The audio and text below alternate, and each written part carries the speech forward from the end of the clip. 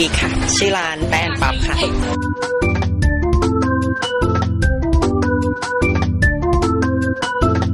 ในร้านนะคะส่วนใหญ่เลยนะคะจะเป็นผ้าเกาหลีนะคะเริ่มตั้งแต่ด้านนี้เลยค่ะช่วงนี้จะเป็นช่วงหน้าหนาวนะคะเราจะ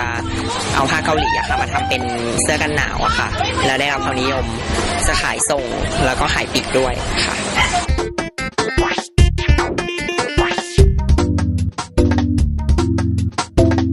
คอนเซ็ปต์ของร้านนะคะก็เป็นเสื้อผ้านะคะสไตล์เกาหลีนะคะจะเป็นงานไทยราคา